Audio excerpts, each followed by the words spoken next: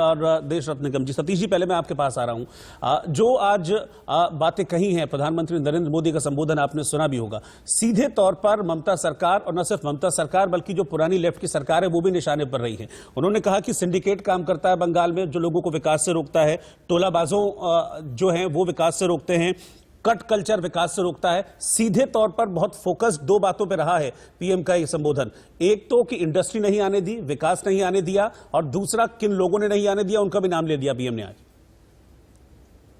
बहुत कुछ तो आप ही ने कह दिया रोहित जी। दरअसल प्रधानमंत्री ने चुनाव का उद्घोष कर दिया और लगता है कि अब एक आध दो दिन के बाद चुनाव की घोषणा हो जाएगी। नंबर एक। नंबर दो, आपने देखा कि प्रधानमंत्री ने जो कहा उसका सीधा सीधा लबोलुआब ये था कि भाई बंगाल की जो रियासत है या बंगाल की जो विरासत है उसका रक्षा करने का हकदार जो क्षमता है, मादा है, वो भाजपा में ही है। नंबर एक। नंबर दो कि भाई जिस तरह से ममता बनर्जी चुनाव हारना नहीं चाहती और बीजेपी भी चुनाव हारना नहीं चाहती, मतलब वॉर जैसा चल रहा है, तो उसमें उन्होंने देखा अपने कि उन्होंने बंगाल के डॉटर का एक नया जुमला जो है, पहले दीदी कहलाती थी ममता बनर्जी, आजकल नया डॉटर, बेटी के नाम पर अपने चुनाव को गढ़ने की कोशिश की है। तो उसको पूरी तरह से तोड़ने की कोशिश प्रधानमंत्री ने किया, जिसमें उन्होंने कहा कि तो चुनाव दुर्गा पूजा भी नहीं होने देती हैं। दो। नंबर एक। नंबर दो, जो केंद्र सरकार की योजनाएं हैं उसमें बाधा खड़ी करती हैं, जैसे आयुष्मान का जिन्होंने जिक्र किया, चाहे नल जल वाला जो योजना है उसका किया, और ये जो और भी एक था।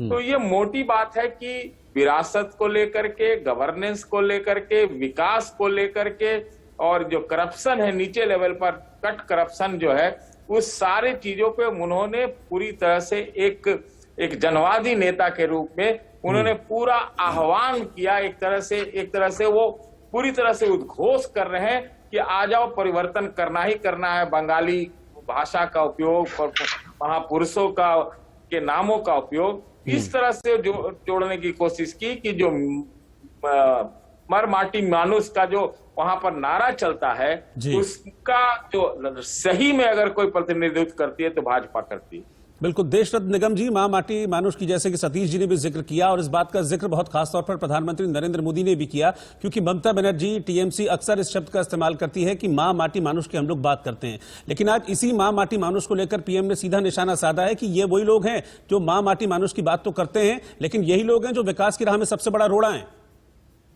जी, मैं देखिए, इसमें बड़ा साफ हो गया है कि जो टीएमसी के लिए मां माटी मानुष का मतलब है कि माँ और मानुष को मारो और माटी में गाड़ दो। ये वहां पे जिस तरह की हिंसा हो रही है, जिस तरह से नए आयाम उन्होंने दिए, जो तुष्टीकरण करते हैं, तो उससे साफ जाहिर हो जाता है। तो एक तरफ अगर देखें भ्रष्टाचार और हिंसा और टोलाबाजी और कट का कल्चर, और दूसरी तरफ प्रधानमंत्री को देखिए, शिलान्यास और लोकार्पण, बड़े बड़े कार्यक्रम, बड़े बड़े प्रोजेक्ट्स का, तो आपको एक तरफ विकास नजर आता है, दूसरी तरफ अराजकता नजर आती है। तो और इसमें सबसे आगे कौन थे? ममता जी ने ही नंदीग्राम से टाटा को भगाया था, आपको याद होगा। वो जमीन भी बेकार हो गई, वापस नहीं गई, वो जमीन उपजाऊ भी नहीं रह गई। तो वो आप समझ जाइए कि ये रोड़ा अटकाने वाले यही लोग हैं। डनलप की फैक्ट्री बंद करा दी, क्या नुकसान किया था? डनलप में टायर बना रहे थे, लोगों को एम्प्लॉयमेंट मिला हुआ था, रोजगार मिला हुआ था। तो ये बहुत बड़ी बात कह गई है। टोलाबाजी तो ममता बनर्जी खुद मानती है कि टोलाबाजी हम उनके कार्यकर्ता और नेता करते हैं, और कहती है पैसा वापस करो। तो ये बहुत आपके सामने जो चित्रण किया आज प्रधानमंत्री ने, वो बहुत ही जमीनी स्तर से जुड़ा हुआ चित्रण था, और लोगों की भावनाओं को सीधे सीधे छू रहा था, क्योंकि लोगों ने अपने चारों तरफ इस चीज को देखा है और समझा है, महसूस किया हुआ है। उन्होंने बड़ा साफ किया। देखिए, मैं जमीनी अगर हालात आपको बताऊं, वहां से युवा, पढ़ा लिखा युवा और जो बहुत ज्यादा पढ़ा लिखा भी नहीं है, वो पलायन कर चुका है। वो आपको बंबई में मिलेगा, वो आपको केरला में काम करता मिलेगा, और जो और ज्यादा जिनके पास थोड़ा सा पैसा है वो विदेश चले गए हैं। तो युवा के लिए वहां पर पढ़ने लिखने के बाद भी कोई रोजगार के माध्यम नहीं है, ना जरिया है। तो ये एक बहुत बड़ी बात है। और केंद्र सरकार की स्कीम आप पहुंचने नहीं देते, ना आयुष्मान भारत पहुंचने देते हैं, या प्रधानमंत्री किसान सम्मान निधि के 6,000 रुपए जो गरीब से गरीब किसानों के लिए बने हुए, वो नहीं पहुंचने देते। जो सहायता प्रधानमंत्री ने अम्फान जो आपका चक्रवात आया था उसके वक्त देने की कोशिश करी तो आपने फोन नहीं उठाया। तो ये इतने सारी चीजें, पैसा पहुंचता नहीं है जनता के पास जो केंद्र सरकार देती है। तो देखिए हालात वहां पर खराब है। कब तक आप लोगों की भावनाओं से खिलवाड़ करके उनसे वोट लेते रहेंगे और तुष्टीकरण करते रहेंगे एक ही सिर्फ समूह का और धर्म के आधार पर। तो ये बहुत सारी चीजें हैं जो आज प्रधानमंत्री ने बोली, और मैं समझता हूं कि जमीन खिसक चुकी है टीएमसी के नीचे से, और वो ऐसे हालात आ गए हैं। ये वही पार्टी है, देखिए भाजपा, जो 10 से 42% पहुंच गई थी लोकसभा के इलेक्शन वोट परसेंटेज के मामले में। तो मैं समझ रहा हूं कि ये 44-45 से भी ज्यादा जाएंगे, और इतनी स्ट्रेटेजी के हिसाब से टिकट वो जो सीटें लड़ी जाएंगी, जिससे कि शायद 200 के करीब का आंकड़ा ये पहुंच जाए भाजपा। सतीश जी एक चीज और मैं आपसे समझना चाहूंगा। ठीक है कि आज उन्होंने कई विकास परियोजनाओं का ऐलान किया, और अब चूंकि कुछ टाइम बाद जब चुनावों का ऐलान हो जाएगा तारीखों का, तो आचार संहिता लग जाएगी, तो जाहिर सी बात है इस तरह की योजनाओं का ऐलान होगा, और हो सकता है ममता सरकार की तरफ से भी हो इस तरह की। ये एक चीज है। लेकिन दूसरी चीज एक बहुत इंपॉर्टेंट है कि विकास की जब भी बात करते हैं, इंडस्ट्री की जब भी बात करते हैं, तो टीएमसी नेताओं के पास कहने के लिए कुछ नहीं रह जाता है। उसी पॉइंट को पकड़ा है, और ये डनलप मैदान उस लिहाज से भी खास है क्योंकि 2014 में डनलप की जो टायर फैक्ट्री थी वो बंद हो गई, उसके बाद एक और इंडस्ट्री यहां पर बंद हुई। तो जब भी इंडस्ट्री की बात करते हैं तो ममता सरकार के पास कहने के लिए कुछ होता नहीं है, इसीलिए इस पॉइंट पर घेरा है पीएम ने। बिल्कुल, वो उम्मीद जगा रहे हैं, बंगाल में निराशा में उम्मीद जगा रहे हैं। लेकिन मैं आपको एक बात बताऊं जी कि ममता बनर्जी ने भी जो सोशल सेक्टर में व्यक्ति से संबंधित राहत पहुंचाने के बहुत सारे कार्यक्रम चलाए हुए हैं, और खास तौर से जो महिला जो हैं उनके लिए भी बहुत सारा कार्यक्रम चलाए हुए हैं, सहायता योजनाएं चलाई हुई हैं। इसलिए ही उनका वजूद बचा हुआ भी है।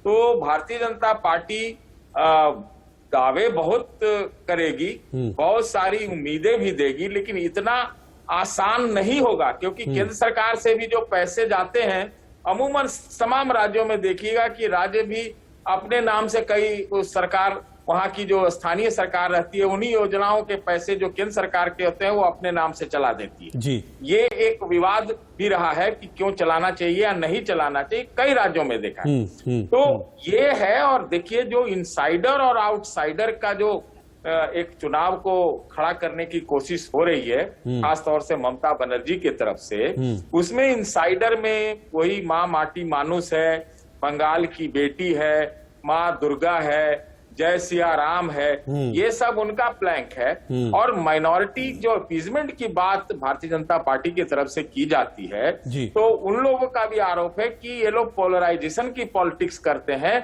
और ये सिर्फ मेजॉरिटी अपीजमेंट करते हैं। तो आने वाले दिनों में, अभी विकास की बातें तो हो रही हैं, लेकिन आप आगे आने वाले दिनों में देखिएगा कि वहां पर जम के पोलराइजेशन वाला कार्ड चलने वाला है। बिल्कुल जाहिर सी बात है, उस बात का जिक्र भी हुआ है।